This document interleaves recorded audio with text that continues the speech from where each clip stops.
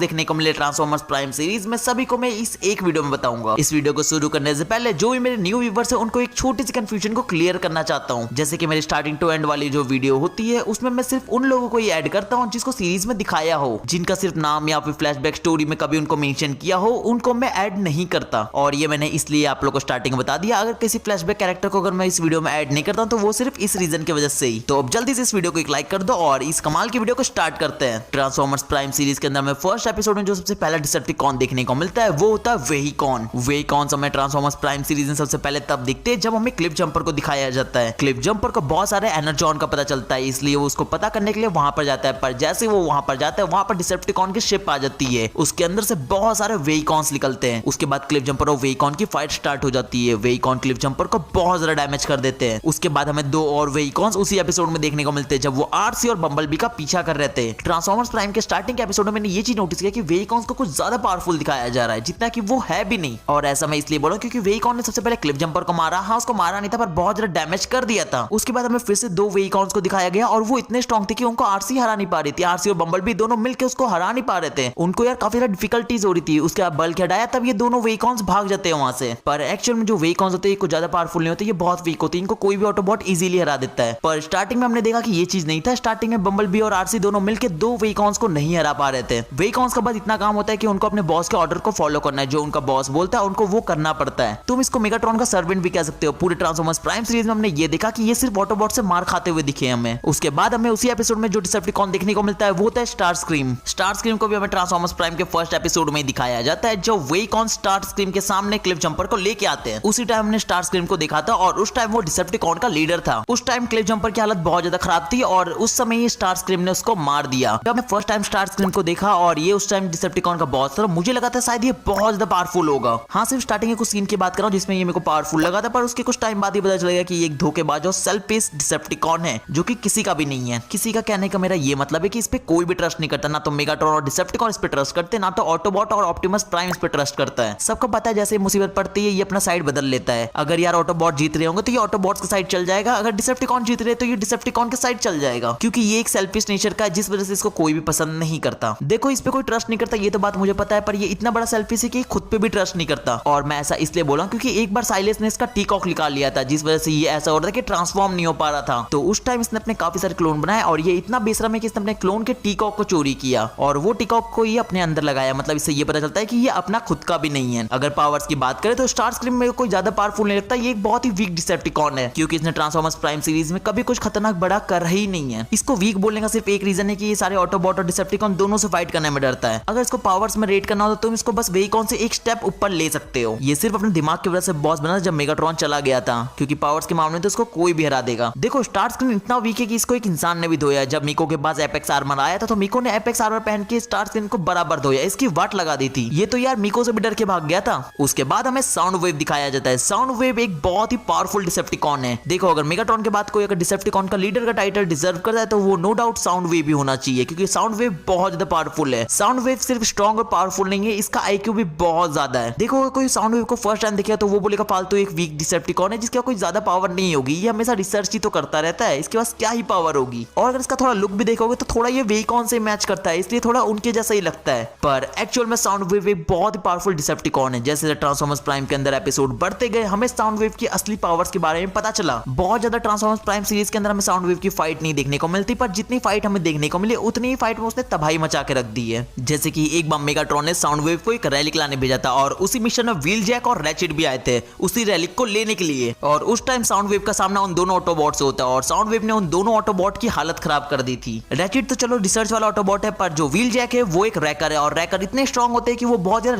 Risky mission में जाते हैं। जिस यार मिशन से सारे लोग डरते हैं वो मिशन को रैकर्स कंप्लीट करते हैं और वो ऐसे रिस्की मिशन में हमेशा ही जाते हैं। एक या तरीके से रैकर्स बहुत ज्यादा स्ट्रॉन्ग होते हैं, उनके पास सारे चीज का एक्सपीरियंस होता है। तो उनमें से एक कमाल का रैकर व्हील जैक था और व्हील जैक की फाइट साउंड वेव से होती है। उस यार फाइट में ऐसा होता है कि व्हील जैक साउंड वेव को कुछ भी नहीं कर पा रहा। साउंड वेव इतना पावरफुल था कि उसने अपने थोड़ी सी पावर्स यूज करके व्हील जैक को आराम से हरा दिया। साउंड वेव सिर्फ व्हील जैक को टक्कर नहीं दे रहा था बल्कि उसकी स्वॉर्ड छीन के उससे ही फाइट कर रहा था। और एक टाइम आया साउंड वेव ने व्हील जैक को पूरा डिफीट कर दिया। व्हील जैक कुछ भी नहीं कर पा रहा था। और भी यार हमने साउंड वेव की ऐसी बहुत सारी फाइट देखी है जिसमें साउंड वेव ने कुछ मिनट्स के अंदर ही अपने सामने वाले अपोनेंट को हरा दिया है। जैसे एक बार साउंड वेव और अरेक्निड की फाइट हो जाती है। हाँ, मैं उस मकड़ी वाले अरेक्निड की बात कर रहा हूँ जिसने बहुत पावरफुल ब्रेक डाउन का कुछ ऐसा हल कर दिया था। अरेक्नेड की बात कर रहा हूँ। एक बार अरेक्नेड और साउंड वेव की फाइट होती है और साउंड वेव ने कुछ मिनट्स में ही उस अरेक्नेड को डिफीट कर दिया। अरेक्नेड कुछ भी नहीं कर पा रही थी और उसके बाद हमने ये देखा कि एक बार सारे ऑटोबॉट साउंड वेव को कैद करके रखते हैं अपने बेस में। उस टाइम यार साउंड वेव, बल्कहेड, रैचिड और स्मोक स्क्रीन जैसे ऑटोबॉट से फाइट करता है और वहां से फिर भागता है। वो यार तीनों ऑटोबॉट इसको मिलकर भी नहीं रोक पा रहे थे, ये इतना ज्यादा स्ट्रॉन्ग डिसेप्टिकॉन है। उसके बाद जो हमें डिसेप्टिकॉन देखने को मिलता है वो होता है मेगाट्रॉन। मेगाट्रॉन के ऑर्डर्स को ये सारे डिसेप्टिकॉन फॉलो करते हैं। मेगाट्रॉन जो कि एक बहुत ही पावरफुल ग्लैडिएटर है, उसने डिसेप्टिकॉन की पूरी आर्मी को बनाई है। मेगाट्रॉन हमें फर्स्ट टाइम तब देखने को मिलता है जब सभी लोगों को लग रहा था मेगाट्रॉन नहीं है। उस टाइम में मेगाट्रॉन आता है, वो अपने साथ डार्क एनर्जॉन को भी लेके आता है। मेगाट्रॉन इतना ज्यादा स्ट्रॉन्ग है कि उसने डार्क एनर्जॉन को अपने बॉडी में डाला था। अब डार्क एनर्जॉन इतना खतरनाक चीज है कि इसके कांटेक्ट में कोई अगर ऑटोबॉट थोड़ी लंबे टाइम के लिए रहता है तो उसकी हालत खराब हो जाती है। और ये चीज हमने देखा भी था, जब आरसी के ऊपर थोड़ा सा डार्क एनर्जॉन लगा तो उसकी तबीयत खराब होने लगी थी। उस टाइम में मेगाट्रॉन ने बहुत ही बड़े डार्क एनर्जॉन के टुकड़े को अपने बॉडी में डाला और वो डार्क एनर्जॉन से बने हुए ज़ॉम्बी को भी अपने कंट्रोल में कर रहा था। देखो, अगर मेगाट्रॉन की पावर्स की बात करें तो अगर प्राइम्स को अगर हटा दिया जाए तो कोई भी ऑटोबॉट और डिसेप्टिकॉन, मेरे को नहीं लगता ट्रांसफॉर्मर्स प्राइम सीरीज के अंदर की मेगाट्रॉन को वो हरा सकता है। सिर्फ यार ऑप्टिमस प्राइम ही है जो मेगाट्रॉन को टक्कर दे सकता है। काफी बार इन दोनों की फाइट हुई है। इन यार दोनों की फाइट में हमेशा ये होता है कभी मेगाट्रॉन जीतता है, कभी ऑप्टिमस जीतता है। हमने यार काफी बार देखा कि ऑप्टिमस प्राइम भी मेगाट्रॉन से हारा है। देखो, पावर तो आप सभी लोगों ने मेगाट्रॉन की देखी है कि आखिर वो कितना ज्यादा पावरफुल है, पर अगर इंटेलिजेंस की बात करें तो इंटेलिजेंट मेगाट्रॉन बहुत ज्यादा है। जैसे कि यार आप लोगों को पता हो कि एक बार ऑप्टिमस प्राइम के हाथ में स्टार सेबर लग गया था और वो इतना ज्यादा पावरफुल हो गया था कि पूरे डिसेप्टिकॉन और मेगाट्रॉन सभी को एक साथ हरा सकता था। तो उस टाइम हमें पता चला मेगाट्रॉन की इंटेलिजेंस कि आखिर वो कितना ज्यादा इंटेलिजेंट है। उसने अपना दिमाग चलाया और वो साइबरट्रॉन गया। वो साइबरट्रॉन जाता है और एक प्राइम के हाथ को लेके आता है और उसको अपने हाथ में फिट कर लेता है और फिर उसी हाथ से वो फोर्ज ऑफ सोलस प्राइम को एक्टिवेट करता है और वो डार्क एनर्जॉन की हेल्प से डार्क स्टार सेवर बनाता है। और हम सब ने सीरीज के अंदर देखा है कि डार्क स्टार सेवर कितना ज्यादा स्ट्रॉन्ग सेवर थी। उसने स्टार सेवर को भी एक बार तोड़ दिया था। इससे यार हमें मेगाट्रॉन की इंटेलिजेंस का भी पता चल जाता है कि आखिर वो बहुत ज्यादा इंटेलिजेंट है। उसके बाद जो हमने डिसेप्टिकॉन देखा था वो था स्काईक्विक। स्काईक्विक हमें तब देखने को मिलता है जब स्टार स्क्रीम को स्काईक्विक के बारे में पता चलता है कि स्काईक्विक भी अर्थ पे है। वो स्काईक्विक के पास जाता है, उसको जगाता है। स्काईक्विक जब अपने होश में आता है तो उसको ऑप्टिमस प्राइम बोलता है कि इस लड़ाई को खत्म करो और तुम हमारे साथ आ जाओ, पर स्काईक्विक उसकी बात नहीं सुनता। वो उनसे फाइट करने लग जाता है। इसलिए बम्बलबी और ऑप्टिमस प्राइम की फाइट होती है स्काईक्विक से। स्टार्टिंग में यार स्काईक्विक इन दोनों को बहुत ही टक्कर दे रहा था, पर कुछ टाइम बाद हम लोग ये देखते हैं कि वो थोड़ा वीक होने लगता है और जिस एपिसोड में हमें स्काईक्विक को दिखाया था वो उसी एपिसोड में खत्म भी हो जाता है। बम्बलबी उसको उस फाइट में मार देता है और स्काईक्विक हमेशा के लिए खत्म हो जाता है। और उसके बाद जो हमें ऑटोबॉट देखने को मिलता है वो होता है मेकशिफ्ट। मेकशिफ्ट हमें फर्स्ट टाइम तब देखने को मिलता है जब व्हील जैक अर्थ पे आता है। स्टार स्क्रीम मेकशिफ्ट को बोलता है कि तुम व्हील जैक की कॉपी करो और तुम ऑटोबॉट के साथ जाओ और वहां पर जाने के बाद उनका बेस पता करो कि कहां पर है। उसके बाद हम लोग उसके बेस पे अटैक करेंगे। इसलिए मेकशिफ्ट व्हील जैक की कॉपी करता है और वो वैसा ही करता है जैसा स्टार स्क्रीम ने बोला था। पर जैसे ही मेकशिफ्ट उनके बेस पे जाता है वो देखता है कि वहां पर एक प्रोटेक्टिव शील्ड लगा है जिसकी वजह से वो डिसेप्टिकॉन से कांटेक्ट नहीं कर पा रहा था और उस टाइम उनका ग्राउंड ब्रिज भी खराब था, इसलिए वो वहां से भाग नहीं पा रहा था। और कुछ टाइम बाद ही बल्कहेड समझ जाता है कि ये व्हील जैक नहीं बल्कि एक डिसेप्टिकॉन है और तभी हमें फिर असली वाला व्हील जैक को दिखाया जाता है। असली वाला व्हील जैक अपने माइंड का यूज करता है और वो शिप से भाग जाता है और ऑप्टिमस के बेस में आ जाता है और फिर रियल और फेक वाले व्हील जैक में फाइट होने लग जाती है। उसके बाद व्हील जैक उस फेक वाले डिसेप्टिकॉन को आराम से हरा देता है और मेकशिफ्ट को डायरेक्ट ग्राउंड ब्रिज से डिसेप्टिकॉन के शिप में फेंक देता है, उसके ऊपर ग्रेनेड लगा के। उसके बाद हमें नॉकआउट देखने को मिलता है। एक तरीके से आप लोग इसको डिसेप्टिकॉन का डॉक्टर भी कह सकते हो, क्योंकि अगर फाइट में किसी डिसेप्टिकॉन को चोट लग जाती है तो उसको ठीक करने का काम नॉकआउट का ही होता है। जब भी किसी डिसेप्टिकॉन को चोट लगती है तो नॉकआउट उसको ठीक कर देता है। जैसे कि उसने स्टार स्क्रीन का टीकॉक को फिट करा था और मेगाट्रॉन का जो हाथ था उसको रिप्लेस करके प्राइम का हाथ लगाया था जब उसको फोर्ज ऑफ सोलस प्राइम को एक्टिवेट करना था।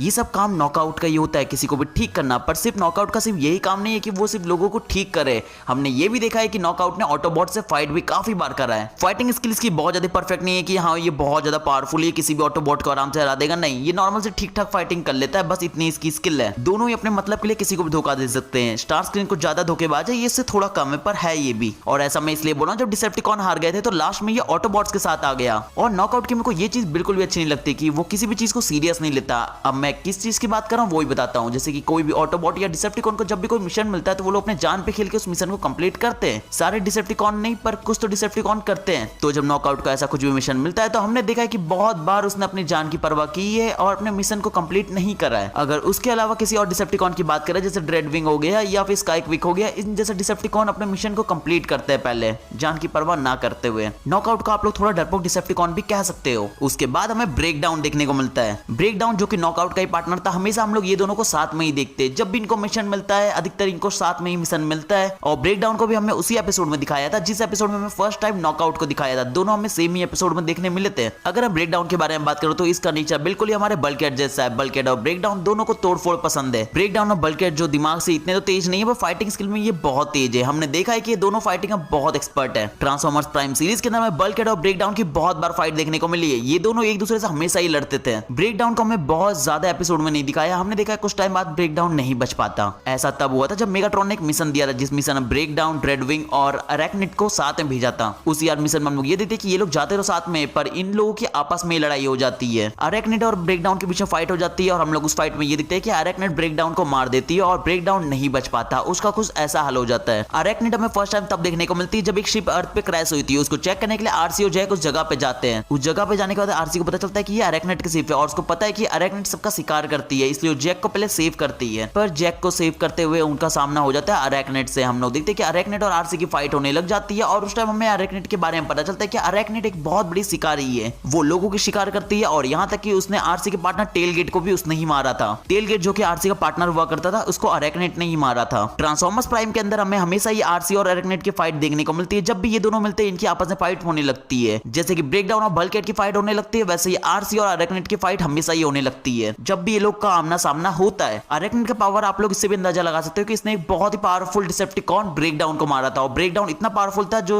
बल्कहेड को बहुत अच्छी टक्कर देता था, इसने उसको मारा था। इससे आप लोग को अरैक्निड की पावर्स का पता चल गया होगा। इसने एक बहुत पावरफुल डिसेप्टिकॉन और एक बहुत पावरफुल ऑटोबॉट टेलगेट को मारा था। ट्रांसफॉर्मर्स प्राइम सीरीज के अंदर हमने ये देखा कि अरैक्निड ने एक अपनी आर्मी बनाई थी, जो आर्मी उसके ऑर्डर्स को इसे फॉलो करती थी और वो इंसेक्टिकॉन की आर्मी थी। उसके बाद जो हमें डिसेप्टिकॉन देखने को मिलता है वो है ड्रेडविंग। ड्रेडविंग बिल्कुल स्काईक्विक जैसा दिखता है क्योंकि दोनों भाई है और दोनों एक जैसे ही दिखते हैं, बस दोनों के कलर में डिफरेंस है। स्काईक्विक ग्रीन कलर का था और ड्रेडविंग ब्लू कलर का है। पावर्स की अगर बात करें तो दोनों की ऑलमोस्ट सेम ही है, दोनों की एक जैसी ही पावर्स है। ड्रेडविंग हमें फर्स्ट टाइम तब देखने को मिलता है जब ये अर्थ पे आता है। इसकी और व्हीलजैक की फाइट होने लग जाती है। व्हीलजैक और ड्रेडविंग बहुत ही लंबे टाइम से एक दोनों को दुश्मन मान के चलते हैं। व्हीलजैक और ड्रेडविंग की फाइट होती रहती है और ये लोग ऐसे दुश्मन है जैसे बल्कहेड और ब्रेकडाउन, आरसी और अरैक्निड, वैसे ही व्हीलजैक और ड्रेडविंग है। ड्रेडविंग और इसका भाई स्काईक्विक दोनों ही एक बहुत ही वफादार डिसेप्टिकॉन है। ये दोनों ही मेगाट्रॉन के लिए काम करते हैं। मेगाट्रॉन इनको जो बोलता है ये लोग उसके ऑर्डर्स को फॉलो करते हैं। ऑटोबॉट्स के सामने वीक ये कभी नहीं लगा। ये वन ऑन वन फाइट में ऑलमोस्ट सारे ऑटोबॉट्स को हरा सकता है, कुछ को छोड़ के। अगर हम पर्सनली किसी अगर अच्छे डिसेप्टिकॉन का नाम लेना चाहूंगा जो कि मेरे को पसंद है, तो वो और कोई नहीं, वो ड्रेडविंग ही होगा, क्योंकि ड्रेडविंग की एक हमने अच्छी साइड भी देखी है। जब यार डिसेप्टिकॉन ने ड्रेडविंग की बात नहीं मानी तो जिससे उसको बहुत ज्यादा बुरा लगा, तब उसने ऑटोबॉट्स का थोड़ा साथ दिया था। हाँ, थोड़ा साथ दिया था, मतलब पूरा साथ नहीं दिया था, उसने थोड़ी सी हेल्प कर दी थी। उसने ऑप्टिमस प्राइम को फोर्ज ऑफ सोलस प्राइम दे दिया था। इससे हमें ड्रेडविंग का एक अच्छा साइड भी देखने को मिला, पर अनफॉर्चुनेटली अब ड्रेडविंग भी नहीं है। जिस यार एपिसोड में ड्रेडविंग ने फोर्ज ऑफ सोलस प्राइम दिया था ऑप्टिमस को,